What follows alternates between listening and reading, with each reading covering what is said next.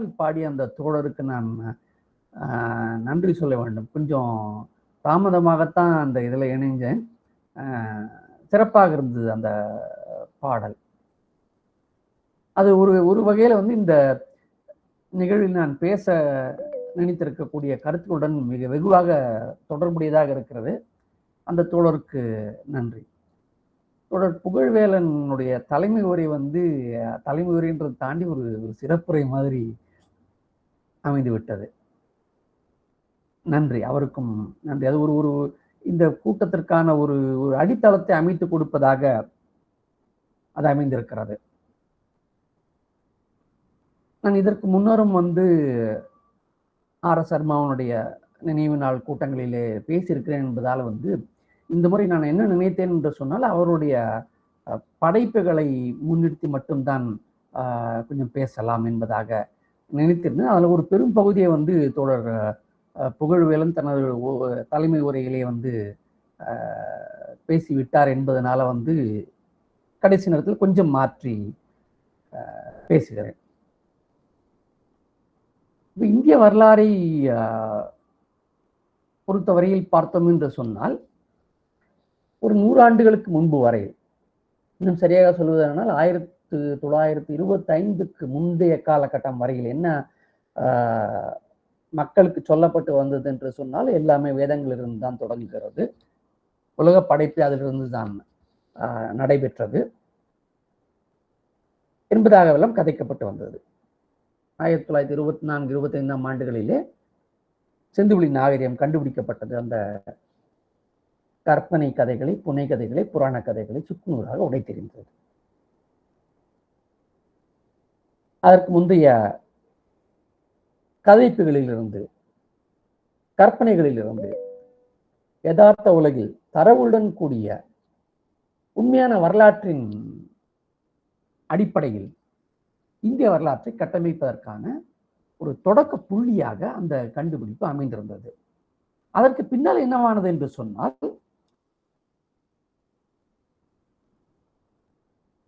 இந்திய வரலாற்று எழுத முற்பட்ட பிரிட்டிஷ் வரலாற்று ஆசிரியர்கள், இதற்கு முன்னரும் அதற்கு பின்னரும்,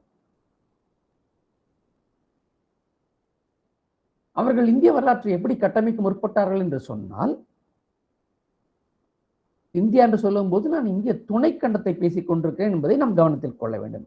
நான் இந்தியா என்று நான் சொல்வது இன்றைய இந்தியா என்னும் அரசியல் வரைபட தேசம் அல்ல, இந்திய துணைக்கண்டம். ஆக இந்தியா என்பது, இந்தியாவுடைய வரலாறு என்பதை பேசும்போது அவர்கள் என்ன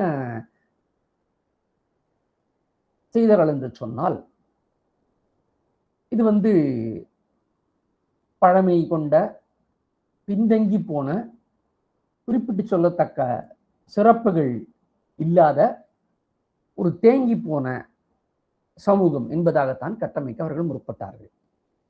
எந்த சிறப்புகளும் இல்லாத ஒரு நிலப்பரப்பு, ஒரு சமூகம், மக்கள் சமூகம் என்பதாக அவர்கள் கட்டமைக்க முற்பட்டார்கள். அதை கால பகுப்பு செய்கிற போது அவர்கள் தங்களுடைய தேவைகளுக்காக இந்துக்கள் காலம், இஸ்லாமியர் காலம், பிரிட்டிஷ் காலம் என்பதாக வரையறுத்தார்கள். அதிலும் வந்து இந்துக்கள் காலம் என்று சொல்லப்பட்டதை வந்து ஒரு தேக்க காலம் அல்லது வளர்ச்சியற்ற காலம் என்பதாகவும், இஸ்லாமியர் காலம் என்பதை கொடுமைகள் நிறைந்ததாகவும், இருண்ட காலம் என்பதாகவும், பிரிட்டிஷ் காலம் என்பதை ஒளி பொருந்தியதாகவும் அவர்கள் கட்டமைக்க முற்பட்டார்கள் அவருடைய தேவைகளுக்காக. என்றால் இந்திய துணைக்கண்டத்தை, இங்கு வாழ்ந்த மக்களை மீட்க வந்த ரட்சிப்பாளர்களாக தம்மை காட்டிக்கொள்ள வேண்டிய ஒரு தேவை, ஒரு அவசியம் அவர்களுக்கு இருந்தது என்பதனால அந்த வரலாற்று கட்டமைப்பு அவ்வாறு செய்யப்பட்டது. இதில் இருக்கக்கூடிய சிக்கல் நாம் சொல்லி தெரியவில்லை. அந்த சிக்கலினுடைய விளைவுகளை இன்று வரை நாம் பார்த்து கொண்டிருக்கிறோம்.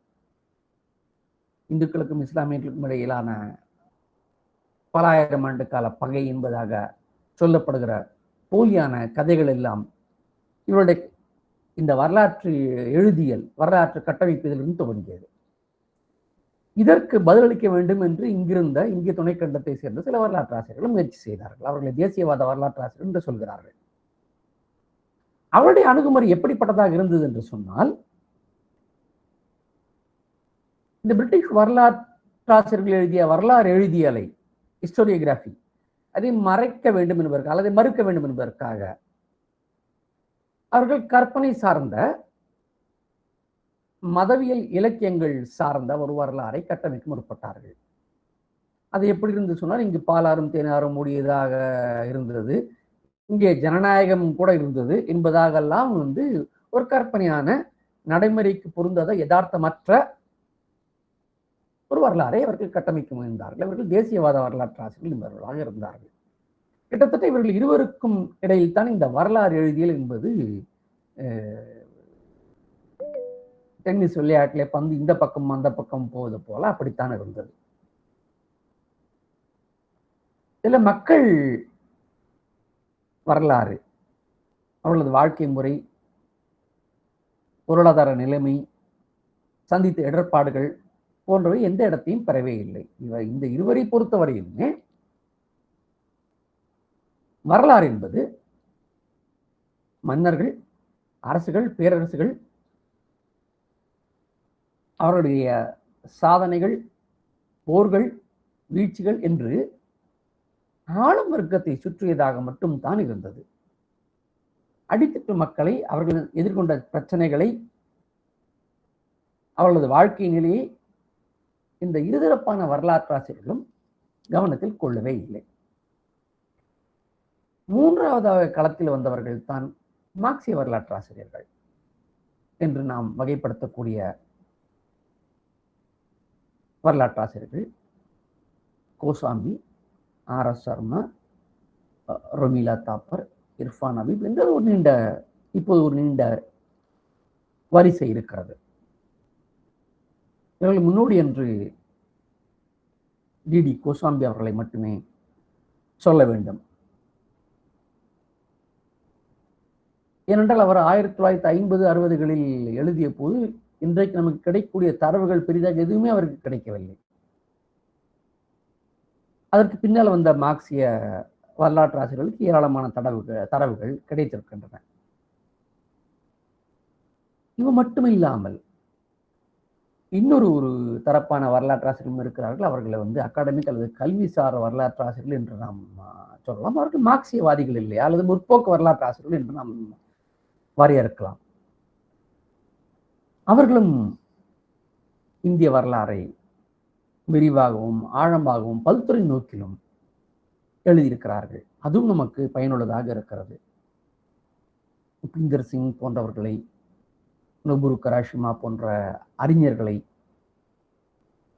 நாம் இதற்கு எடுத்துக்காட்டாக சொல்லலாம். ஆனால் இது எல்லாவற்றையும் பார்த்தோம் என்று சொன்னால், இந்த மார்க்சிய வரலாற்றாசிரியர்கள் என்று நாம் சொல்லுகிறோமே, இந்த பட்டியல் இவர்கள் மட்டும்தான் நாம் குறிப்பிட்டது போல மக்கள் வரலாறை பேசினார்கள். இந்த மக்கள் சமூகம் எப்படி இருந்தது, எப்படி எல்லாம் பிளவுண்டு இருந்தது, உற்பத்தி கருவிகள் யாரிடம் இருந்தன, எத்தகையான உபரி எவ்வாறு உருவாக்கப்பட்டது, உற்பத்தி எப்படி நடைபெற்றது, அந்த விளைபொருட்கள் அதனுடைய உபரி எவ்வாறு கையகப்படுத்தப்பட்டது அல்லது பிரித்தளிக்கப்பட்டது என்ற அனைத்தையும் பேசியவர்கள் மார்க்சிய வரலாற்று ஆசிரியர்கள் மட்டுமே. அவர்களிலே ஆர்.எஸ். சர்மா அவர்களுக்கு மிகச் சிறப்பானது ஒரு இடம் உண்டு. மார்க்சிய வரலாற்று ஆசிரியர்களை பற்றி பேசும்போது நாம் டி.டி. கோசாம்பி அவர்களுடன் ஒரு ஒப்பீடு செய்யாமல் விட்டுவிட முடியாது. எந்த வரலாற்று ஆசிரியர்களும் அவர் உரைக்கல் மாதிரி, அவருடன் ஒப்பிட்டு மட்டும்தான் நாம் எந்த வரலாற்று ஆசிரியரையும் பேச முடியும் என்கிற வகையிலே அவருடன் ஒப்பிட்டு மட்டும்தான் இதையும் நாம் பேச வேண்டியிருக்கும். தலைமையை தாங்கிய தோழர் குறிப்பிட்டது போல ஆர்.எஸ். சர்மா அவர்கள் மிக பல நூல்களை எழுதியிருக்கிறார். ஒவ்வொன்றுமே சிறப்பு மிக்கவை, பயனுள்ளவை. கெடுவாய்ப்பாக அவர்கள் அந்த நூல்களில் மிக பல இன்னும் தமிழில் கொண்டு வரப்படவில்லை.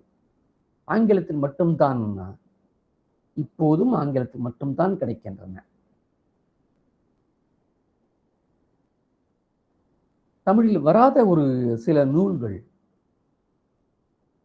மார்க்சிய வரலாற்றாட்சி மட்டுமே கவனம் செலுத்துகிற பொருளாதார கூறுகள், மக்களின் வாழ்க்கை முறை, அதில் காலந்தோறும் ஏற்பட்டு வந்த மாற்றங்கள் போன்றவற்றை மிக குறிப்பாக நுணுக்கமாக ஆய்வு செய்யக்கூடிய நூல்கள் அவை இன்னும் தமிழிலே வரவில்லை என்பது ஒரு வருத்தத்திற்குரிய ஒரு விஷயம். வரலாறை பொறுத்தவரையில் ஏற்கனவே குறிப்பிட்டது போல இந்திய துணைக்கண்டத்தின் வரலாற்றை பேச வேண்டும் என்று சொன்னால் சிந்துவெளி நாகரிகத்திலிருந்து தொடங்க வேண்டியிருக்கும். இதற்கு முந்தைய வரலாறு எழுதியில் அதுக்கு இடமே இருக்கவில்லை. வேதங்களிலிருந்து தான் எல்லாமே தொடங்குகிறது என்பதாக சொல்லப்பட்டு வந்தது.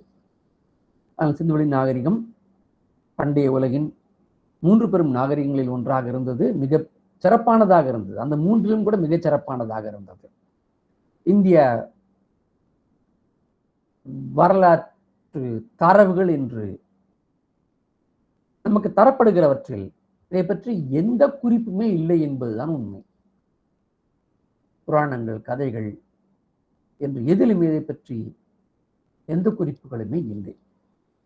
இதற்கு முன்பு வரை வேதங்களில் இருந்துதான் வரலாறு தொடங்குகிறது என்பதாக கொள்ளப்பட்டு வந்தது. ஆனால் ஒரு வகையில் பார்த்தோம் என்று சொன்னால் இந்த வேத சான்றுகளிலிருந்து வரலாற்று பொருள்முதல்வாத அடிப்படையில் வரலாற்றை ஆய்வு செய்வதற்கான தரவுகள் கிடைக்கின்றன என்றாலும் சிந்துவெளி நாகரிகத்தை ஒதுக்கிவிட்டு நாம் அதற்குள் புகக்கூடாது. ஆர்.எஸ். சர்மா அவர்களை பொறுத்தவரையில் வேத இலக்கியங்களை வெகுவாக ஆய்வு செய்தார். வேத இலக்கியங்கள் மட்டுமல்ல, அவர் மகாபாரதம் வரை எல்லாவற்றையும் மிக நுணுக்கமாக ஆய்வு செய்தார். அதில் ஒன்றும் சந்தேகமே இல்லை. அந்த வேத இலக்கியங்களில் இடம்பெற்றுள்ள பாடல்களில் இருக்கக்கூடிய குறிப்புகளை வரலாற்று பொருள்முதல்வாத கண்ணோட்டத்தின் அடிப்படையில் ஆய்வு செய்து அது தரக்கூடிய தரவுகளை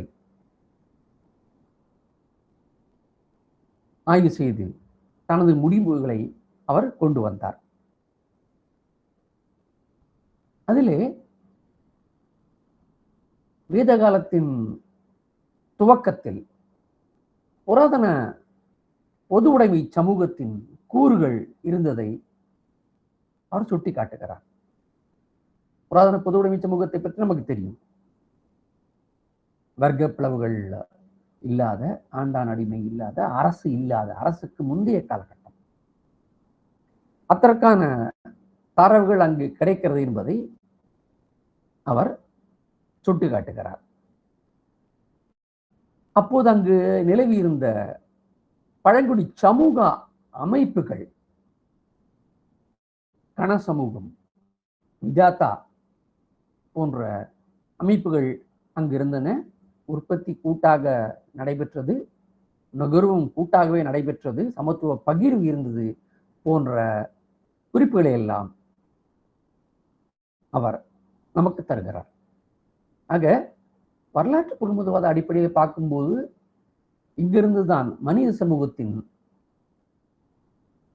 அல்லது நாகரிக மனித சமூகத்தின் வளர்ச்சியினுடைய முதல் படி தொடங்குகிறது என்கிற புரிதலுக்கு தேவையான தரவுகளை அவர் வேத இலக்கியங்களிலிருந்து எடுத்துக் கொடுக்கிறார். அதற்கு பின்னால் வேத காலத்தின் இடைப்பகுதியிலேயே இந்த அமைப்பு தகர்ந்து போகிறது. பல்வேறு காரணங்களுக்காக கன சமூகம் சிதைந்து போய் அதன் சிதைவிலிருந்து வர்க்க சமூகம் உருவாகிறது என்பதை அவர் சுட்டிக்காட்டுகிறார். இங்கு நடந்த மோதல்களிலே கைப்பற்றப்படும் பொருட்கள், போர்கள் என்று கூட அதை சொல்லலாமா என்று எனக்கு தெரியவில்லை. என்னை பொறுத்தவரை அவற்றை போர் என்று கூட நான் சொல்ல விரும்ப மாட்டேன். அவை மோதல்கள் மட்டும்தான். ஏனென்றால் அவற்றில் ஈடுபட்ட மக்களுடைய எண்ணிக்கையும் வெகு குறைவு, அவருடைய வளர்ச்சி நிலை மிகவும் மோசமானதாக, பின்தங்கியதாக, வளர்ச்சியற்றதாகத்தான் இருந்தது என்கிற வகையிலே அவற்றை மோதல்கள் என்றுதான் நாம் குறிப்பிடலாம். அவ்வாறு அந்த மோதல்களிலே கைப்பற்றப்பட்ட பொருட்கள் சமரீதியாக பங்களிக்கப்படாமல் அதுவும் ஒரு காரணமாக, ஒரு உபரி உருவாவதற்கான ஒரு காரணமாகவும் இருக்கிறது. பின்னால் தொழில்நுட்ப வளர்ச்சியின் அடிப்படையிலேயே தோன்றக்கூடிய உபரி, அதுவும் ஒரு வர்க்க சமூகத்தின் தோற்றத்திற்கு காரணமாக இருக்கிறது என்பதையெல்லாம் அவர் சுட்டிக்காட்டுகிறார்.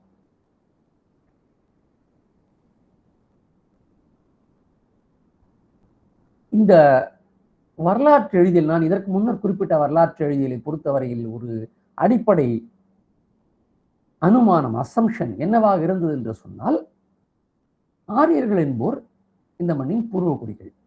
அவர்கள் வெளியில் எங்கிருந்தும் வரவில்லை. காலம் காலமாக பல்லாயிரம் ஆண்டுகளாக அவர்கள் இங்கேயே இருந்தவர்கள். இன்னும் சொல்ல போனால் சிந்துவெளி நாகரிகத்தை ஆய்வு செய்த சர்ஜான் மார்ஷல் மற்றும் சுனிதி குமார் போன்றவர்கள் சொல்லக்கூடியது என்னவென்று சொன்னால், இங்கிருப்பவற்றில் மிகச் சிறந்ததாக எது இருந்ததோ அதெல்லாம் ஆரியர்களுக்கு சொந்தமானது, அவர்கள் உருவாக்கியது. அவ்வாறு இல்லாமல் இருக்கக்கூடியது, சிறப்பற்றது, மோசமானது எவையோ அவையெல்லாம் ஆரியர்கள் அல்லாதவர்களுடையது என்பதாக கட்டமைக்கப்பட்டு வந்தது. இந்த ஒரு போலியான தரவுகளற்ற வரலாற்று கட்டுக்கதையை உடைப்பதற்கு ஆர் எஸ் சர்மா மிக வெகுவாக பங்களிப்பு செய்தார். அவர் எழுதிய 2 நூல்கள், ஆரியர்களை பற்றி அவர் எழுதிய 2 நூல்களும் இதற்கு பங்களிப்பு செய்தது என்று சொன்னால் அது மிகையாகாது. அது மட்டுமின்றி இந்த ஆரியர் என்பவர் ஒரு இனம் அல்ல, அது ஒரு மொழி குடும்பம் என்பதை அவர் உறுதி செய்தார். அந்த காலகட்டத்திலே, குறிப்பாக பிரிட்டிஷ் சிந்தனை மேலோங்கிய காலகட்டத்திலே, இனம் என்பது பற்றிய கருத்து மிக வலுவாக இருந்தது. ஆரியர்களை பற்றி பேசும்போதெல்லாம் ஆரிய இனம் என்றுதான் சொல்லலாம். அதனுடைய தொடர்ச்சி ஹிட்லர் காலம் வரைக்கும் இருந்தது என்பதை நாம் வரலாற்றிலே பார்க்கிறோம். ஹிட்லர் கூட ஒரு தூய ஆரிய இனத்தின் மேலாண்மையை நிலைநிறுத்துவேன் என்று தான் சொல்லிக் கொண்டிருந்தான். அந்த இனவியல் போலி வரலாற்றை உடைத்தெறிந்ததில் இவருக்கு ஒரு பங்கு உண்டு. அது ஒரு மொழி குடும்பம் சார்ந்தது என்கிறதை அவர் வலியுறுத்தினார். ஆனால் வெறும் மொழி மட்டுமல்ல, இந்த ஆரியர் மற்றும் ஆரியர் அல்லாத மோதல்களிலே பற்றி பேசும்போது கூட ரொமிலா தாப்பர் அவர்களும் இது மொழி மொழி என்று வேறு அல்ல என்கிற ஒரு இடத்தில் கூறுவார். என்னுடைய அது அது குறித்து எனக்கு மாற்று கருத்து உண்டு என்பதை நான் ஏற்கனவே என்னுடைய நூலிலும் பதிவு செய்தேன். வெறும் மொழி அல்ல, வெறும் மொழி சார்ந்த மோதல் அல்ல, ஆரியர்களுக்கும் ஆரியர்களாருக்கும் இடையில் நடந்த மோதல். அது வாழ்க்கை முறை, அவருடைய கலாச்சாரம் அல்லது பண்பாடு என்று பல்வேறு விஷயங்களை உள்ளடக்கியதாகும். அப்படியானால் இந்த ஆரியர்கள் யார் என்கிற கேள்வியை எழுப்புகிற ஆர் எஸ் சர்மா தன்னுடைய இந்த 2 நூல்களிலும் மிக தெளிவான தரவுகளை கொடுத்தார். அதன் அடிப்படையில் பார்த்தோம் என்று சொன்னால், அவர்கள் இந்திய துணைக்கண்டத்தின் பூர்வகுடிகள் அல்ல, மத்திய ஆசியாவிலிருந்து இடம்பெயர்ந்து வந்த ஓரிடும் நாடோடி குழுக்கள், நகர நாகரிகத்தை அறிந்திராத அரை மேய்ச்சல் வாழ்க்கை வாழ்ந்த நாடோடி குழுக்கள். தனக்கு முன்பு இந்திய துணைக்கண்டத்தில் இருந்த சிந்துவெளி நாகரிக மக்களை, நாகரிகத்திற்கும் கலாச்சாரத்திற்கும் வேறுபாடு. நாகரிகம் என்பது நகர நாகரிகம், எழுத்தறிவு போன்ற பல தரவுகளை கொண்டது. இவை எதுவும் அற்ற ஒரு நாடோடி மேய்ச்சல் குடிகளாக இருந்த ஆரியர்கள் மத்திய ஆசியாவிலிருந்து இங்கே இடம்பெயர்ந்தார்கள். இதை எப்படி சொல்லுவது அல்லது அதை எப்படி நிரூபிப்பது? அவர் மத்திய ஆசிய தரவுகளில் இருந்து தொடங்குகிறார். வெறும் இந்திய தரவுகளை எடுத்துக்கொண்டு அவர் பேசவில்லை. யாம்னியா கலாச்சாரம் என்று நாம் சொல்லுவோம். மத்திய ஆசியாவில் இருந்த ஒரு ஆரியர் கலாச்சாரம். அதன் வழி வந்தவர்கள் அங்கிருந்து இடம்பெயர்ந்து, தொடர்ச்சியாக இடம்பெயர்ந்து, அதன் ஒரு பகுதியாக இன்றைய இந்திய தேசத்தின் வடமேற்கு பகுதிகளின் வழியாக உள்நுழைந்து, அதற்கு பிறகும் தொடர்ச்சியாக இடம்பெயர்ந்து இந்தியாவின் கிழக்கு பகுதிகள் வரையில் சென்று குடியேறினார்கள். செல்லும் வழியெல்லாம் அவர்கள் பூர்வக்குடி மக்களை, ஆரியர் அல்லாதவர்களை, வேற்று மொழி பேசிய, மாறுபட்ட உற்பத்தி முறை கொண்ட, மாறுபட்ட கலாச்சாரம் கொண்ட மக்களை சந்தித்தார்கள், எதிர்கொண்டார்கள், போரிட்டார்கள், வீழ்த்தினார்கள், தமது அதிகாரத்தை வெற்றி கொண்டார்கள். ஆனால் இதையெல்லாம் நிரூபிப்பதற்கு அதனுடைய சோர்ஸ், அவர்களுடைய மூலம் அங்கிருந்து தொடங்க வேண்டும். அதை ஆர்.எஸ். சர்மா அவர்கள் மிகச் சிறப்பாக செய்தார்கள். யாம்னியா கலாச்சாரத்திலிருந்து எடுத்துக்கொண்டு சோமம் எனப்படும் அந்த போதையூட்டும் பானத்தை தயாரித்து தங்களது இறைவர்களுக்கு அளித்து தாமும் அருந்தி கொண்டாடி மகிழ்ந்த அந்த தரவுகளை முதற்கொண்டு அவர் பேசுவார்.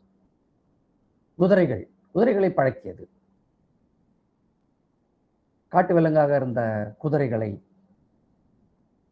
அவர்கள் பழக்கியது, அல்லது அதனுடைய டொமஸ்டிகேஷன், அதை அவர்கள் கற்றுக்கொண்டு பயன்படுத்தியது. பின்னர் தேர்கள்,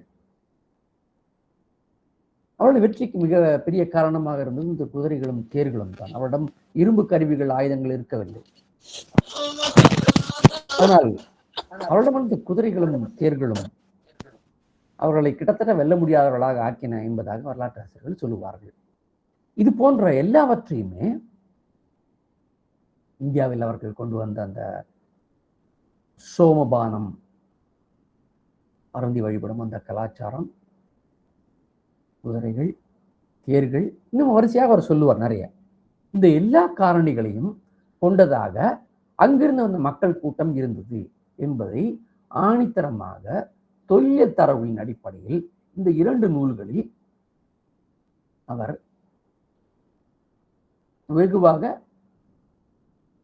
நிலைநிறுத்தினார். இதற்கு முந்தைய நம்பிக்கைகளை முற்றிலுமாக புரட்டி போடுவதாக இது இருந்தது. ஏற்கனவே நான் குறிப்பிட்டது போல 1925ஆம் ஆண்டிலே சிந்துவெளி நாகரிகம் ஒரு தனித்த சிறப்பு மிக்க முன்னேறிய ஆரியர் அல்லாத, ஆரியருக்கு முற்பட்ட நாகரிகம் என்று நிறுவப்பட்டது எப்படி ஒரு அதிர்ச்சி விட்டுவதாக அவர்களுக்கு இருந்ததோ, அதைவிட இன்னும் மோசமாக அவர்களை அதிர்ச்சிக்கு ஆளாக்குவதாக இந்த ஆய்வுகள் இருந்தன என்று சொன்னால் அது மிகையாகாது. அடுத்ததாக அவருடைய படைப்புகளிலே மிக முக்கியமான ஒன்றாக நான் கருதக்கூடியது பண்டைய இந்தியாவில் சூத்திரர்கள். இந்த நூலை நான் முதலிலே ஆங்கிலத்தில் வாசித்தேன். தமிழில் சில ஆண்டுகளுக்கு முன்பு தான் வெளியானது. இந்த நூல் தமிழிலே வெளியாகும் போது இது ஒரு மிகப்பெரிய ஒரு அலையை அல்லது ஒரு அதிர்வை உருவாக்குமோ என்று நான் நம்பி இருந்தேன். அதில் எனக்கு மிகப்பெரிய ஏமாற்றம் இருந்தது என்பதை சொல்லத்தான் வேண்டும். இதற்கு முன்னர் கூட பேசும்போது வேறு கூட்டங்களிலும் இதை நான் குறிப்பிட்டிருக்கிறேன். வருந்தத்தக்க விஷயம் என்னவென்று சொன்னால், மிகச்சிறப்புமிக்க இந்த நூலை பற்றி ஒரு விமர்சன கூட்டம் கூட இந்த தமிழ் மண்ணிலே நடத்தப்படவில்லை. உண்மையிலே நாம் வெட்கப்பட வேண்டிய ஒரு விஷயம் என்றுதான் நான் சொல்வேன். இது கொஞ்சம் காரமான கருத்தாக இருந்தால் தோழர்கள் மன்னிக்கவும். இத்தனை சிறப்பான ஒரு புத்தகத்தை பற்றி ஒரு விமர்சன கூட்டத்தை கூட நாம் இங்கே நடத்தவில்லை என்பது ரொம்பவே வருத்தத்துக்குரியது. சரி, இது தலைப்பை மட்டும் வைத்துக்கொண்டு முடிவு செய்யக்கூடாது. பண்டைய இந்தியாவில் சூத்திரர்கள் என்று சொன்னால் இது சூத்திரர்களை பற்றி மட்டும் பேசவில்லை. இது ஒட்டுமொத்த இந்திய துணைக்கண்டத்திலே வேத காலம் தொடங்கி மத்திய காலம் வரையில் சாதிய கட்டமைப்பு, வர்ண கட்டமைப்பு, அதன் தோற்றம், அதன் வளர்ச்சி, அதில் காலந்தோறும் ஏற்பட்டு வந்த மாறுபாடுகள், சமூக காரணிகளின் பங்களிப்பு, மதவியல் காரணிகளின் பங்களிப்பு என அனைத்தையும் உள்ளடக்கியதாக ஒரு மகத்தான ஆவணமாக இந்த நூல் திகழ்கிறது. இந்தியாவில் சாதிய கட்டமைப்பு பற்றி பேச விரும்புகிற எவர் ஒருவரும் இந்த நூலை தவிர்த்து விட்டு பேசிவிட முடியாது என்பதுதான் இந்த நூலின் சிறப்பு. அது மிக முக்கியமாக நிறுவியது என்னவென்று கேட்டால், இந்த சாதிய கட்டமைப்பிற்கு ஆணிவேராக இருப்பது என்னவென்று சொன்னால், வெறும் மதவியல் குறிப்புகள் அல்ல, மதவியல் உத்தரவுகள் அல்ல, மாறாக சாதிய கட்டமைப்பிற்கு ஆணிவேராக முதுகெலும்பாக இருப்பது பொருளாதார அடித்தளம்.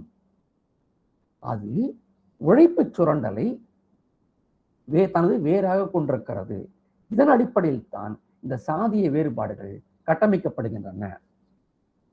அது ஒரு பொருளாதார ஒடுக்குமுறை முறைமை மட்டும்தான் என்பதை அவர் ஆணித்தரமாக நிறுவினார். அது மட்டுமின்றி காலம் தோறும் இந்த கட்டமைப்பிலே மாற்றங்கள் எப்படி நடைபெற்று வந்தது என்பதை அவர் ஒவ்வொரு அத்தியாயத்திலும் விளக்கி வந்தார். அம்பேத்கர் போன்றவர்களும் இதே கேள்வியை கிட்டத்தட்ட சிந்தித்து பதிலளிக்க முற்பட்டிருக்கிறார்கள். சூதர்களை பற்றி அவரும் எழுதியிருக்கிறார், தீண்டத்தகாதவர் பற்றி எழுதியிருக்கிறார். 4வது வர்ணமாக அவர்கள் மாறியது எப்படி என்பதை தலைப்பாக கொண்ட ஒரு புத்தகமும் எழுதியிருக்கிறார். இவ்விரண்டு நூல்களையும் ஒன்றுக்கொன்று நேர் நிறுத்தி அதில் கூறப்படும் தரவுகளை ஒப்பிட்டு ஆய்வு செய்து பார்த்தோம் என்று சொன்னால் இந்த நூலின் சிறப்பு வெகுவாக விளங்கும். மனுவோ அல்லது வேறெந்த ஸ்மிருதி நூலாசிரியரோ அல்லது வேறெந்த ஸ்மிருதிகளோ அல்லது புராணங்களோ ஒரு மதவியல் ஆணையை விடுத்ததன் மூலமாக இந்த கட்டமைப்பை உருவாக்கி இருக்க முடியாது. அல்லது சமூகத்தின் ஒரு மிகச் சிறுபான்மை பிரிவாக இருக்கக்கூடிய ஒரு சிலர் தாம் விரும்பிய ஒரே காரணத்திற்காக இந்த கட்டமைப்பை உருவாக்கிவிட முடியாது. அப்படியெல்லாம் நம்புவது பைத்தியக்காரத்தனம், குழந்தைத்தனம் என்று சொல்லக்கூடாது, பைத்தியக்காரத்தனம். பொருளாதார அடித்தளத்திற்கு மாறுபட்டு எதையும் எவர் ஒருவரும் தன் சுய விருப்பம் சார்ந்து உருவாக்கிவிட முடியாது. ஆனால் இன்றைக்கு என்ன நடக்கிறது என்று சொன்னால் இது போன்ற கருத்துக்கள் இன்னமும் கோலோச்சு கொண்டிருக்கின்றன. ஆகவே அது எவ்வகையில் தவறாக இருந்தது என்பதை புரிந்து கொள்ள வேண்டும் என்று சொன்னால் இந்த நூல் முழுமையாக வாசிக்கவும் புரிந்து கொள்ளவும் பட வேண்டும். இந்த ஸ்மிருதி மனுஸ்மிருதி நாம் அதிகமாக பேசுகிறோம். அது காலத்தால் ரொம்ப பிந்தையது. அதை விட மோசமானதெல்லாம் இருக்கிறது. அது அது அது வந்து திரும்ப திரும்ப பேசப்பட்டு விட்டதால் மட்டுமே தான் அது அதிகம் கவனிக்கப்படுகிறதே தவிர அதை விட மோசமானதெல்லாம் இருக்கிறது. இங்கே அதை விட பழமையானது, காலத்தால் பழமையானது இருக்கிறது. அவற்றை நாம் வாசித்தோம் என்று சொன்னால் இந்த வர்ண சாதி கட்டமைப்பை நிலைநிறுத்துவதற்கான பல்வேறு குறிப்புகளை நாம் அதில் காணலாம். ஆனால் அந்த குறிப்புகளை மட்டுமே வாசிக்கிறவர்கள் செய்யக்கூடிய மிகப்பெரிய தவறு என்னவென்று சொன்னால் அதற்கு பின்னால் இருக்கக்கூடிய பொருளாதார காரணிகளை கவனிக்க தவறுவது. அந்த தவறை இந்த நூலிலே R.S. சர்மா அவர்கள் அத்தியாயம் தோறும் உடைத்தெறிகிறார். இது பொருளாதார சுரண்டலுக்கான ஒரு கட்டமைப்பு. சாதி என்று சொன்ன போதிலும் அடிப்படையில் அது பொருளாதார சுரண்டலுக்கான ஒரு கட்டமைப்பாகத்தான் இருந்தது. மதவியல் அதற்கு துணை புரிந்த காரணி மட்டுமே என்பதை காலம் தோறும் நிறுவுவார். எடுத்துக்கொண்ட பொருள் சூத்திரர்கள் என்பதாக இருந்ததனால் ஒவ்வொரு காலகட்டத்திலும் சூத்திரர்கள் என்பவர் யார், அவர்கள் என்ன விதமான வாழ்க்கை வாழ்ந்தார்கள், என்ன உற்பத்தி முறை அங்கு இருந்தது, அவர்களுடைய பங்களிப்பு என்னதாக இருந்தது, மற்ற பிரிவினுடைய பங்களிப்பு எப்படிப்பட்டதாக இருந்தது, அவர்கள் மீது என்ன விதமான கட்டுப்பாடுகள் செலுத்தப்பட்டன, அவர்கள் எந்த விதமாக எல்லாம் வஞ்சிக்கப்பட்டார்கள் என்பதை எல்லாம் சொல்லியிருப்பார். ஆனால் அடிநாதமாக அண்டர் கரண்ட் என்று நாம் சொல்லக்கூடிய அளவிலே அடி இழையாக அதில் ஓடுவது பொருளாதார சுரண்டல். எப்படி நடைபெற்றது, அந்த சுரண்டல் எதன் அடிப்படையில் நிறுவப்பட்டது, எவ்வாறு அது பராமரிக்கப்பட்டது என்பதை அவர் மிகச் சிறப்பாக இதில் விளக்கியிருப்பார். இந்த ஒரு நூலை புரிந்து கொள்ளாமல், நான் ஏற்கனவே குறிப்பிட்ட கருத்து என்றாலும் மீண்டும் சொல்லுகிறேன், இந்த நூலை வாசிக்காமல் புரிந்து கொள்ளாமல் இந்தியாவில் சாதியம் பற்றி யாரும் பேசினால் அது கவைக்குதவாத பேச்சு என்று சொல்லி நாம் கடந்து போய்விடலாம். அந்த அளவுக்கு மிக முக்கியமான ஒரு நூல் இது என்று ஐயமில்லை. இன்னொரு நூல் aspects of political ideas and institutions in ancient India என்று சொல்லக்கூடிய பண்டைய தமிழிலே பண்டைய இந்தியாவில் அரசியல் கருத்துக்களும் நிறுவனங்களும் என்கிற தலைப்பிலே மொழிபெயர்க்கப்பட்டு வெளியானது. இந்த நூலும் பார்த்தோம் என்று சொன்னால் மிக பழமையான காலிலிருந்து இந்திய வரலாறை பேசுமா. இதில் அவர் எனக்கு நினைவிருக்கிற வரையில் அவர் இந்த நூலிலும் சிந்துவெளியை பற்றி பேசவில்லை. அதற்கான தரவுகள் இல்லையா என்பது தெரியவில்லை, அவருக்கு கிடைக்கவில்லையா என்பது தெரியவில்லை. வேத காலம் தொடங்கி ஒவ்வொரு காலகட்டத்திலுமே சாதவாகனர் காலம், குஷாணர்கள் காலம், குப்தர்கள் காலம் என்று ஒவ்வொரு காலகட்டத்திலுமே அந்த காலகட்டத்திலே கோலோச்சிய அரசியல் சிந்தனைகள் எப்படிப்பட்டவையாக இருந்தன, அன்றைய அரசியல் அமைப்புகள் அல்லது நிறுவனங்கள் எப்படிப்பட்டவையாக இருந்தன, அவை யாரால் நடத்தப்பட்டன, அவருடைய செயல்பாடுகள் அல்லது கடமைகள் எப்படிப்பட்டவையாக இருந்தன போன்ற எல்லாவற்றையும் அவர் இதில் விரிவாக பேசியிருப்பார். வேத காலத்திலே பார்த்தோம் என்று சொன்னால் பழங்குடி புராதன பொது உடைமை சமூகமாக இருந்தபோது அது ஒரு சமத்துவ பழங்குடி அமைப்பாக இருந்தது. ஒட்டுமொத்த சமூகமே தன்னுடைய பாதுகாப்புக்கான ஒரு இராணுவமாகத்தான் இருந்தது, வர்க்கமாக பிளவுண்டிருக்கவில்லை. அதற்கு பின்னர் வேத காலத்தின் இறுதி பகுதியிலேயே அந்த வர்க்க பிளவுகள் தோன்றி கணா மற்றும் விஜாத்தா போன்ற அமைப்புகள் எல்லாம் எவ்வாறாக மாறின, தமது முக்கியத்துவத்தை இழந்தன என்பதை போன்றவற்றை எல்லாம் இவர் அதில் குறிப்பிட்டிருப்பார். மதம் இதன் மீது எத்தகைய தாக்கம் செலுத்தியது என்பதையும் அவர் இந்த நூலிலே குறிப்பிட்டிருப்பார். பண்டைய இந்தியாவின் சமூக நிலைமை, அதில் ஏற்பட்ட மாற்றங்கள் ஆகியவற்றை புரிந்து கொள்வதற்கு இந்த நூல் மிகவும் பயனுள்ளதாக இருக்கிறது. இனியும் அது அப்படித்தான் இருக்கும் என்ற இதை போன்று இந்த கண்ணோட்டத்திலே எழுதப்பட்ட வேறு நூல்கள் எதையும் நான் அறியவில்லை. ஆகவே அதனுடைய முக்கியத்துவம் இன்னும் பல காலம் ஆனாலும் தொடரும் என்பதுதான் என்னுடைய கருத்து. அவருடைய முக்கியத்துவம் வாய்ந்த இன்னொரு படைப்பு இந்திய நிலப்பிரபுத்துவம் குறித்த அவரது படைப்பு. அதில் அவர் இந்திய நிலப்பிரபுத்துவம் எவ்வாறு தோன்றியது என்பதை மட்டுமின்றி வேறு கருத்துக்களையும் பேசியிருப்பார். மிக முக்கியமாக ஐரோப்பிய பாணி நிலப்பிரபுத்துவம் குறித்த நமது புரிதலை அப்படியே இந்தியாவுக்கு பொருத்திவிட முடியாது, அதற்கும் இதற்கும் மாறுபாடுகள் உள்ளன. புத்தர்கள் காலத்திலும் அதற்கு பின்னரும் அரசர்கள், ஆட்சியாளர்கள் பல்வேறு பிரிவினருக்கு நிலக்கொடைகள் வழங்கின. வேத காலத்தில் பார்த்தோம் என்று சொன்னால் கொடுக்கப்பட்ட கொடைகள் எப்படி இருந்தது என்று சொன்னால் தேர்கள், குதிரைகள், விலைமதிப்புமிக்க அணிகலன்கள், ஆடைகள் கூட கொடுக்கப்பட்டன. இன்னும் சொல்ல போல என்று சொன்னால் ஒரு ரிக்வேத பாடல் வெற்றி கொள்ளப்பட்ட தாசர்கள் அவருடைய மகளிரை, பெண்டிரை பாடல் இயற்றுகிற ரிஷி முனிவர்களுக்கு தானமாக கொடுத்ததை கூட பேசுகிறது. ஆக அன்றைய காலகட்டத்திலே கொடைகள், வெற்றி பெற்றவர்கள் அளிக்கிற கொடைகள் அப்படிப்பட்டதாக இருந்தது என்று சொன்னால், பிந்தைய காலகட்டத்திலே நிலக்கொடை, நிலம் கொடையாக வழங்கப்பட்டது. அன்றைய காலகட்டத்தில், வேத காலகட்டத்திலே ஏன் அது போன்ற பொருட்கள் அளிக்கப்பட்டவை என்று சொன்னால், அவர்கள் நாடோடி சமூகமாக வாழ்ந்ததுடன் நிலையான வாழ்க்கையை வாழத் தொடங்கி இருக்கவில்லை.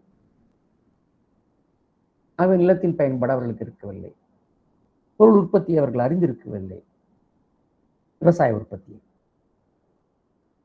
உணவு உற்பத்தி அவர்கள் அறிந்திருக்கவில்லை. உணவு சேகரிப்பை மட்டும்தான் துவக்க கால வேத மக்கள் பயன்படுத்தி வந்தார்கள். இன்றைய காலகட்டத்திலே அவர்கள் எப்போது நாடோடி வாழ்க்கையை கைவிட்டு நிலையான வாழ்க்கையை வாழத் தொடங்கினார்கள், அப்போது மட்டும்தான் விவசாயம் செய்ய தொடங்கினார்கள். அதிலிருந்து தான் நிலத்தின் முக்கியத்துவம் அதிகரிக்கிறது. அதனால் தான் பார்த்தோம் என்று சொன்னால் ரிக்வேதத்தில் கூட 10வது மண்டலத்தில் மட்டும்தான் இதை மையப்படுத்திய பாடல்கள் வரும். க்ஷேத்திரபதி என்பதாக ஒரு கடவுளை கூட நிலத்தின் தலைவன் அல்லது நிலத்தை காப்பாற்றுகிற கடவுள் என்பதாக க்ஷேத்திரபதி என்கிற ஒரு புதிய கடவுள் கூட உருவாக்கப்படுகிறார். ஆக நிலத்தின் முக்கியத்துவம் என்பது மக்கள் நிலையான வாழ்க்கையை வாழ தொடங்குகிறது என்ற அடிப்படையிலே அதற்கு சில காலத்திற்கு பிறகு மட்டும்தான் நிலப்பிரபுத்துவம் தொடங்கி இருக்க முடியும். ஏனென்றால் அரசர்கள் நிலங்களை தமதாக்கி கொண்டு அதை கொடையாக பிறருக்கு வழங்கிய அந்த முறை மிக பிந்தைய காலகட்டத்தில் தான் வந்தது. மிக பிந்தைய காலகட்டத்தில் என்று நான் சொல்ல போகும்போது நான் வேத காலத்தில் வந்து சொல்கிறேன். புத்திரன் காலத்திற்கு பிந்தைய காலகட்டத்திலே பிராமணர்கள் மற்றும் கோவில்களுக்கெல்லாம் நிலம் கொடையாக வழங்கப்பட்டது. கொடையாக வழங்கப்பட்டது என்பதிலும் சில மாற்று கருத்துக்கள் உண்டு. அதாவது கொடை என்பது நிலத்தின் உரிமையை, பட்டயத்தை, டைட்டில் அளித்ததா அல்லது வெறும் வரி விலக்கு மட்டுமா என்பது போன்ற விவாதங்கள் எல்லாம் இன்னமும் முடியாமல் தொடர்ந்து கொண்டுதான் இருக்கிறது. ஆக மானியம் அல்லது கொடை, லேண்ட் கிராண்ட் என்பது வழங்கப்பட்டது.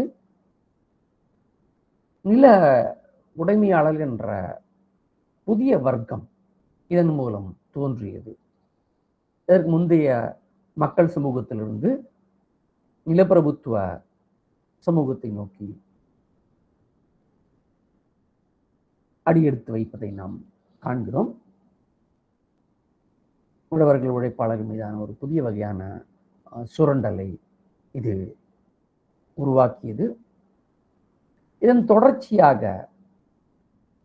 முகலாயர் காலம் வரையில் இந்த நிலக்கொடை வழங்கும் பழக்கம் தொடர்ந்து வந்தது. முகலாயர் காலகட்டத்திலே உள்ளூர் ஆட்சியாளர்கள் அல்லது இராணுவ தளபதிகள் போன்றவர்களுக்கும் கூட நிலக்கொடைகள் வழங்கப்பட்டு வந்தது.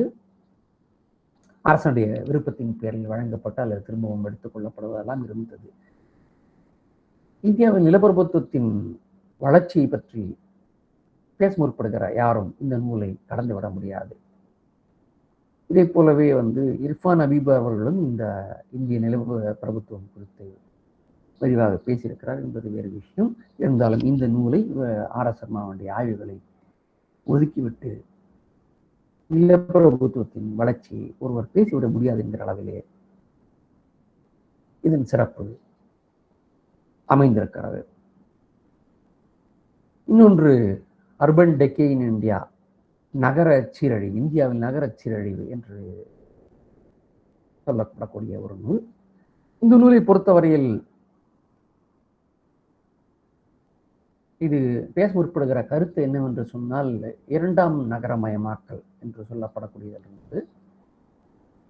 முதல் நகரமயமாக்கல் என்பது சிந்துவெளி நாகரிகம். இந்தியாவின் முதல் நகரம் சிந்துவெளி நகரம், உலகின் மிகச்சிறந்த நகரம்.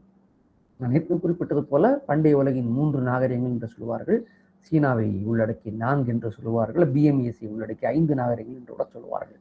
ஆனால் 3 நாகரிகங்கள் என்று சொல்லப்பட போகும்போது சிந்துவெளி, மெசபடோமியா, எகிப்து ஆகிய 3ஐயும் உள்ளடக்கியது என்று சொன்னால் அவற்றில் ஆகச்சிறந்ததாக இருந்தது சிந்துவெளி நாகரிகம். நகரம் என்பதன் மிக தொன்மையான அடையாளத்தை மட்டுமின்றி மிகச்சிறந்த அடையாளத்தை நாம் அங்கே பார்க்கிறோம். இன்றைக்கு ஒரு 10-20 ஆண்டுகளுக்கு முன்பு கூட நாம் வாழ்கிற இந்த சென்னை நகரத்தின் மைய பகுதியிலே கூட சாக்கடைகள், திறந்தவெளி சாக்கடையில் ஓடிக்கொண்டிருப்பதை பார்க்கலாம். நான் பார்த்திருக்கிறேன். 20 ஆண்டுகள் இப்போதும் நகரங்களுக்கு அப்பாற்பட்ட இடங்களிலே அப்படிப்பட்ட நிலைமை இருக்கும் என்று தான் நினைக்கிறேன். சிந்துவெளி நாகரிகம் இன்றைக்கு சுமார் 4000 ஆண்டுகளுக்கு முன்பு, இன்னும் துல்லியமாக சொல்ல வேண்டும் என்று சொன்னால் கிமு 1900 ஆண்டு அளவில் முடிவுக்கு வந்தது என்று ஆட்சியாளர்கள் கருதுகிறார்கள். இந்த காலகட்டத்திலே மூடப்பட்ட சாக்கடைகளை கொண்டிருந்தது. அத்தனை சிறப்பான நாகரிகம். அதன் பெருமையை பேச வேண்டும் என்று சொன்னால் ஒரு கூட்டம் போதாது. அது முதலாம் நகரமயமாக்கல். அதன் வீழ்ச்சி நான் குறிப்பிட்டது போல கிமு 1900 ஆண்டுகளிலே நடந்தது என்று ஆய்வாளர்கள் உறுதிபட கூறுகிறார்கள். அதற்கு பிறகு இரண்டாம் நகரமயமாக்கல் என்பது நடைபெறுவதற்காக சுமார் 1000 ஆண்டுகளுக்கு மேல் இந்திய துணைக்கண்டம் காத்திருக்க வேண்டும். சிந்துவெளி நாகரிகத்தின் வீழ்ச்சி அடுத்து அங்கு குடியேறிய ஆரியர்கள், மேய்ச்சல் நில ஆரியர்கள், நகரத்தை பற்றி அறியாத, உணவு உற்பத்தி அறியாத பின்தங்கிய குடிகள் அங்கு குடியேறியது வரலாற்று சக்கரத்தை சற்றே பின்னோக்கி திருப்பியது என்று சொன்னால் அது தவறில்லை. 1000 ஆண்டுகள் இந்திய சமூகம் காத்திருக்க வேண்டியது அடுத்த நகரமயமாக்கலுக்காக. அதற்கு பிறகு நகரமயமாக்கல் தொடங்கியது என்றால் சொல்லலாம். அதுவும் ஒரு சீரழிவை சந்தித்தது. கிமு 300 கிபி 300 ஆண்டு அளவில் என்று சொல்வார்கள். அதற்கு காரணம் வெளிவர்த்தகம் முடிவுக்கு வந்தது என்ற ஒரு கருத்து சொல்லப்படும். தமிழ்நாட்டுக்கும் அது கிட்டத்தட்ட ஓரளவு பொருந்தும். ஓரளவுக்கு அது உண்மையும் கூட. குறிப்பாக ரோமானிய பேரரசுடனான வர்த்தகம் முடிவுக்கு வந்தது இந்த நகர சீரழிவை நோக்கி மக்கள் சமூகத்தை தள்ளியது. அதன் காரணமாக உள்நாட்டு உற்பத்தி சரிவு, வர்த்தக சரிவு, நகரங்கள் வீழ்ச்சியடைந்தன. மக்கள் பின்தங்கிய வாழ்க்கை நிலையை நோக்கி தள்ளப்பட்டனர். நகரங்கள் இல்லாத நிலைமை ஏற்பட்டது. கிராமங்களை நோக்கி கவனம் திரும்பியது. கவிஞர்கள் மற்றும் கிராமப்புற விவசாயம் மீண்டும் முன்னிலை பெற்றது. அது ஒரு வகையிலே இந்திய மண்ணின் நிலப்பிரபுத்துவத்தின் வளர்ச்சிக்கு எவ்வாறு வித்திட்டது, இந்தியாவை ஒரு சுயசார்புடைய மூடிய ஒரு கிராம பொருளாதாரமாக மாற்றியது என்பதை பற்றியெல்லாம் இந்த நூலிலே குறிப்பிட்டிருப்பார். தமிழ்நாட்டை பொறுத்தவரையில் இது கொஞ்சம் மாறுபடும். என்னுடைய நேரம் இருக்குமானால் என்னுடைய உரையின் இறுதியிலே இதை பற்றி நான் கொஞ்சம் குறிப்பிட வேண்டும்.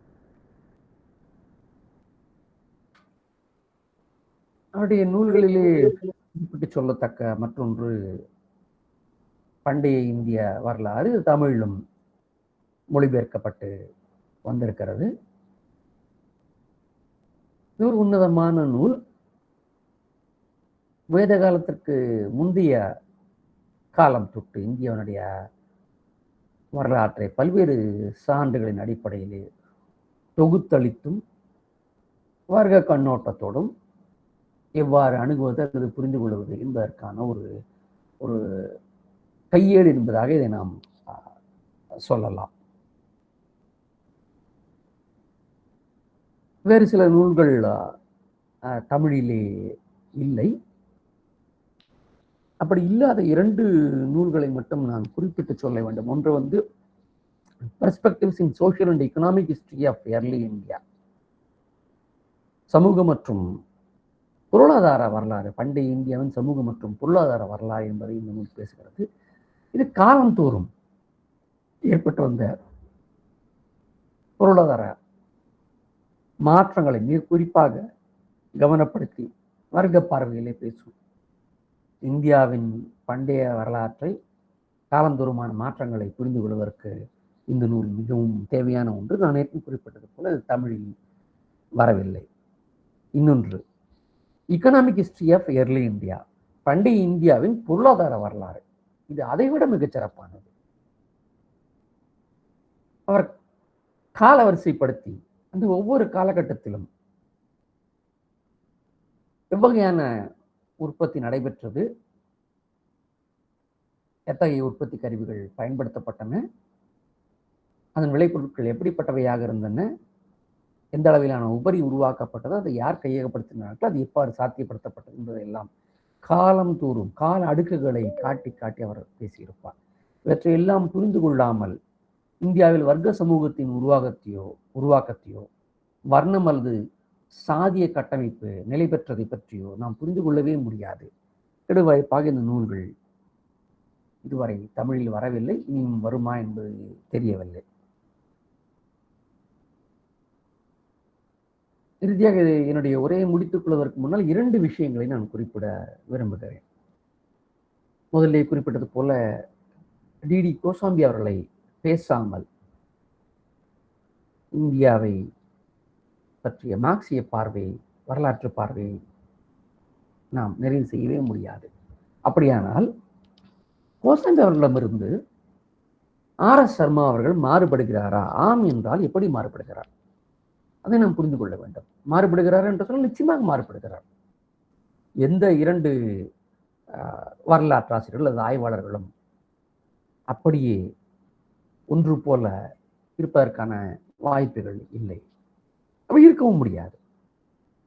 அந்த வகையில் இவர்கள் இருவருக்கும் இடையிலே மாறுபாடுகள் இருக்கிறது. அது அணுகுமுறை சார்ந்தது அல்லது இந்திய வரலாற்று காரணிகளுக்கு அவர்கள் அளிக்கக்கூடிய முக்கியத்துவம் சார்ந்தது என்று சொல்லலாம். இருவருக்கும் அடிப்படை மார்க்சிய வரலாற்று பொருள்முதல்வாத பார்வைதான். அந்த அடிப்படையிலேயே தான் அவர்கள் வரலாற்றை புரிந்து கொள்ளவும் விளக்கவும் ஒப்பிடுகிறார்கள். அதுல யாருக்குமே மாற்று கருத்து இருக்க முடியாது. அப்படி இந்த மாறுபாடுகளுக்கு காரணம் என்ன என்று பார்த்தோம் என்று சொன்னால், ஒன்று கால மாறுபாடாக இருக்கலாம். கோசாம்பி அவர்கள்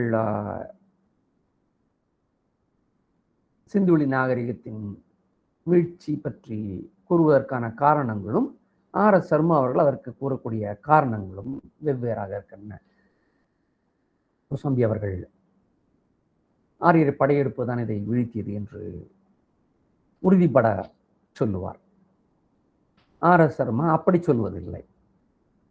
ஒரு நகர சீரழிவு எப்படி பண்டைய இந்திய நகரமயமாக்கல் ஒரு சீரழிவை வீழ்ச்சியை சந்தித்ததோ, வெளிவர்த்தகத்தின் வீழ்ச்சி காரணமாக சந்தித்ததோ, அதே போலவே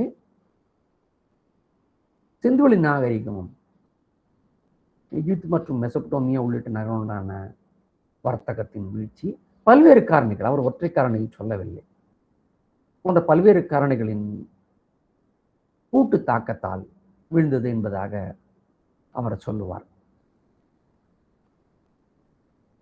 இன்னொன்று, அவர்கள் பயன்படுத்திய தரவுகள், இவரும் கிட்டத்தட்ட ஒரே தரவுகளை பயன்படுத்தியிருக்கிறார்கள் என்று சொன்னாலும் சின்ன சின்ன மாறுபாடுகள். டிடி கோசாம்பி அவர்கள் கள ஆய்வுகளுக்கு அதிக முக்கியத்துவம் கொடுத்தார். நாணயவியல், அவர் பல்துறை அறிஞர். அவர் பயிற்சி பெற்ற வரலாற்று ஆசிரியர் அல்ல, அடிப்படையில் ஒரு கணிதவியல் மேதை. ஆனால் தன்னுடைய சொந்த முயற்சியின் பேரினால் அவர் பல்துறை அறிவை வளர்த்துக் கொண்டார். அந்த அடிப்படையிலே தான் அவர் இந்திய வரலாற்றை அணுகினார். தமிழ்நாட்டில் கிடைத்த நாணயங்களை பற்றி கூட அவர் பேசியிருக்கிறார். அதை பற்றி ஒரு தனியான கட்டுரை கெடுவாய்ப்பாக இதுவரை யாருமே எழுதவில்லை. அதை பற்றி கூட அவர் பேசியிருக்கிறார். ஆக கள ஆய்வுகள்,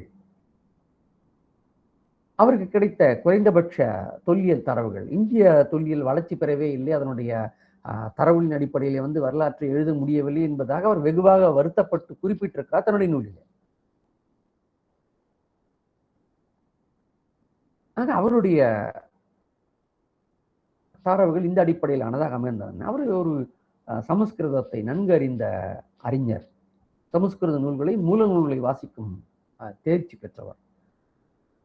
இது போன்றவற்றின் அடிப்படையிலே அவர் ஆய்வு செய்தார். ஆர்.எஸ். சர்மாவை பொறுத்தவரையில் அவர் ஒரு அறிவுசார் கல்விசார் புலத்திலிருந்து இவற்றை அணுகினார்.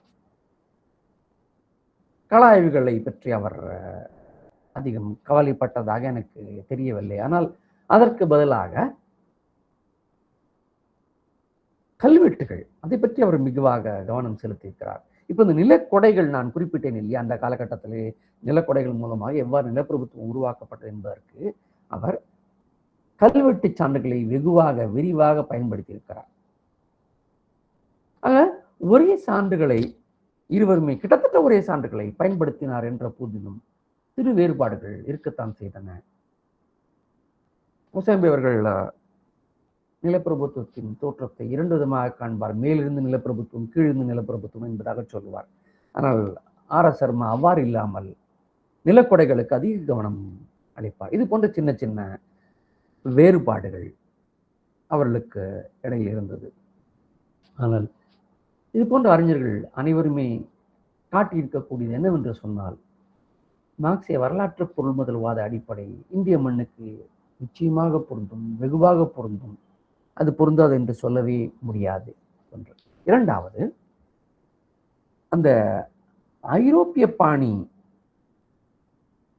அந்த பாணியில் அமைந்த சமூக படிநிலை வளர்ச்சி அதே பாணியில் இங்கு நடக்கவில்லை என்பதை அவர் கூறுவதில் அவர்கள் தயங்கவே இல்லை. எடுத்துக்காட்டாக நாம் ஏற்கனவே குறிப்பிட்டது போன இந்த புராதன பொது உடைமை சமூகத்திலிருந்து நடைபெறுகிற மாற்றத்திலே இங்கே அடிமை உற்பத்தி முறை என்று ஒரு தனியான உற்பத்தி முறை, ஒரு தனியான காலகட்டம் இங்கே இருக்கவில்லை. அதற்கான தரவுகள் நமக்கு கிடைக்கவில்லை. அடிமைகள் இருந்திருக்கிறார்கள், அடிமைகள் உருவாக்கப்பட்டிருக்கிறார்கள், அடிமைகள் தானமாக அளிக்கப்பட்டிருக்கிறார்கள். இங்கு வரைக்கும் உண்டு, தமிழ்நாடு வரைக்கும் உண்டு. போர்களிலே வெல்லப்பட்டவர்கள் அடிமைகளாக கொண்டு வரப்பட்டிருக்கிறார்கள். உபரி உழைப்பு சாத்தியமாகாத காலகட்டத்திலே போர்களில் வெல்லப்பட்டவர்கள் உடனேயே கொல்லப்பட்டு விடுவார்கள். ஆண்கள் எல்லாம் கொல்லப்பட்டு விடுவார்கள். பெண்கள் வெற்றி பெற்ற குழுக்களால், பழங்குடி குழுக்கள், இனக்குழுக்களால் உள்வாங்கப்படுவார்கள், பெண்களும் குழந்தைகளும்.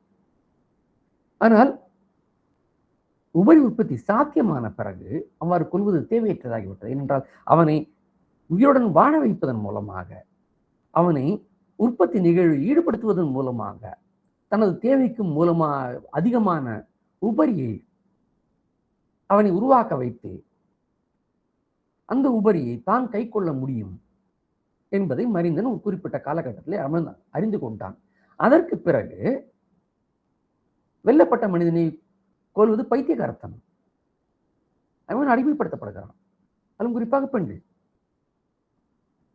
அது தமிழ்நாட்டிலும் உண்டு. சங்க இலக்கியங்களிலே போர்களில் வெற்றி பெற்று கொண்டு வரப்படக்கூடிய பெண்கள் கொண்டி மகளிர் என்று அழைக்கப்பட்டனர். ரிக்வேதத்திலே பெண்கள் தானமாக, தாசிப்பு என்ற தானமாக கொடுக்கப்பட்டதை பற்றிய பாடல்கள் உண்டு. ஆகவே எல்லாம் இந்திய துணைக்கண்டம் முழுமைக்கும் புதுமையானது மட்டுமல்ல, உலகம் முழுமைக்கும் புதுமையானது. இது போன்றவற்றை இந்த மார்க்சிய ஆசான்கள் வெகுவாக ஆய்வு செய்து நமக்கு விளக்கி இருக்கிறார்கள். இதை தாண்டி ஆர்.எஸ். சர்மா அவர்களின் சிறப்பு என்று நான் குறிப்பிடக்கூடிய இன்னொரு விஷயம் என்னவென்று சொன்னால், வெறும் மதவியல் இலக்கியம் என்று சொல்லப்படுபவற்றை கூட அவர் ஆய்வுக்கு உட்படுத்தினார். இன்றைக்கு இங்கே நாம் பார்க்கக்கூடிய முதலாளித்துவ நாத்திகவாதிகள், அவரிடம் நாம் காணக்கூடிய ஒரு சிக்கல் என்னவென்று சொன்னால், முரட்டு பகுத்தறிவுவாதம். மதம் சார்ந்த எல்லாவற்றையும் முரட்டுத்தனமாக ஒதுக்கி விடுவது. அதில் வரலாற்று கூறுகள் இருக்கும், அதை நாம் மறுக்க முடியாது. திரௌபதி 5 கணவர்களுக்கு ஒரு பொது மனைவியாக இருந்தாள் என்று சொன்னால், இது ஒழுக்கமின்மை என்று சொல்லி போவது அறிவு கட்டத்தனம். நாம் எதையும் காலத்தோடு பொருத்தி பார்க்க வேண்டும். இன்றைய ஒழுக்க நியதிகளின் அடிப்படையில் அன்றைய காலகட்டத்தை, அன்றைய நிகழ்வுகளை நாம் பார்க்கக்கூடாது. அது சொல்வது என்னவென்று சொன்னால், ஒரு இணைமனம் அல்லது ஒரு குழுமணம் நிலவிய ஒரு காலகட்டத்தினுடைய கதையை அது பிரதிபலிக்கிறது என்பதாக ஒரு பார்வை உண்டு. இது போல அந்த நூல்களை எவ்வாறு பார்க்க முடியும்? பொருள்முதல்வாத பார்வையிலே, வரலாற்று பொருள்முதல்வாத பார்வையிலே அவற்றை எப்படி நாம் பயன்படுத்த முடியும் என்பதை மிக தெளிவாக காட்டியவர். நான் அறிந்த வரையில் ஆர்.எஸ். சர்மா ஒருவர் மட்டும்தான். மகாபாரதத்தை ஆய்வுக்குட்படுத்திய அவர் அதன் பல்வேறு பருவங்கள், சாந்தி பருவம் என்று சொல்வார்கள். வேறு வேறு பருவம் என்பது வந்து ஒரு ஒரு அத்தியாயம் அல்லது ஒரு தொகுதி என்று வைத்துக் கொள்ளலாம். அவற்றை காலவரிசைப்படுத்தினார். அவற்றிலும் கூட இடைச்செருகல்கள் இருப்பதை அடையாளப்படுத்தி எந்த பருவத்தை எந்த காலகட்டத்தை சேர்ந்தது என பயன்படுத்த முடியும் என்பதை எடுத்து காட்டினார். அதில் மிக பயனுள்ளவை இருக்கிறது. இப்போ உதாரணமாக சொல்ல வேண்டும் என்று சொன்னால் இது அதையெல்லாம் பேசுவதற்கான களம் இல்லை என்பதனால் நான் பேசவில்லை. திரௌபதி கதையை பற்றி பேச வேண்டும், யோகா முறையிலிருந்து பேச வேண்டும். இப்படி அந்த சமஸ்கிருத இலக்கியங்களை கூட மிக தெளிவான வர்க்க இலக்கியமாக சமஸ்கிருத இலக்கியங்களை கூட வரலாற்று ஆய்வுகளுக்கு எப்படி பயன்படுத்த முடியும், அவை எப்படி பயனுள்ளதாக இருக்க முடியும் என்பதை எடுத்துக்காட்டியவர் ஆர்.எஸ். சர்மா. ஒன்றை மட்டும் சொல்லி இதை முடித்து விடுகிறேன். நம் புராதன பொது உடைமை சமூகம் என்று சொல்வோம். உணவு சேகரிப்பு மட்டுமே, உணவு உற்பத்தி இல்லை. மக்கள் கூட்டாக இயங்கினார்கள், வேட்டையாடினார்கள், உணவு சேகரித்தார்கள், கிடைத்ததை பொதுவில் வைத்தார்கள், பொதுவாக பகிர்ந்து கொண்டார்கள்.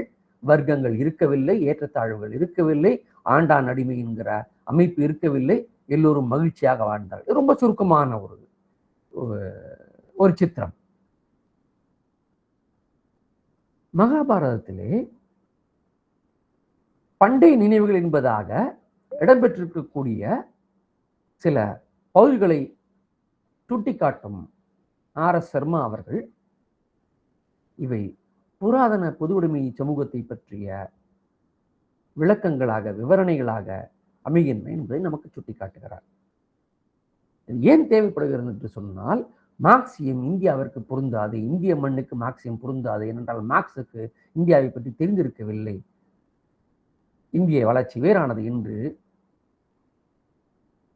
அறிவற்ற முறையிலே பேசிக் கொண்டிருக்கிறவர்களுக்கு நாம் செய்ய வேண்டியது என்னவென்று சொன்னால், இந்தியாவின் வளர்ச்சி போக்கு, வரலாற்று வளர்ச்சி போக்கு எந்த வகையிலும் மார்க்சியத்தின் பார்வைக்கு வெளியில் அமைந்தது கிடையாது. மார்க்சியம் இவை எல்லாவற்றையும் விளக்கக்கூடிய அளவுக்கு விரிவானது, ஆழமானது, வரலாற்று தரவுகள் சார்ந்தது, அறிவியல் பூர்வமானது. இதை வேறெவரை காட்டிலும் ஆர்.எஸ். சர்மா அவர்கள் மிகச்சிறப்பாக எடுத்து காட்டுகிறார்.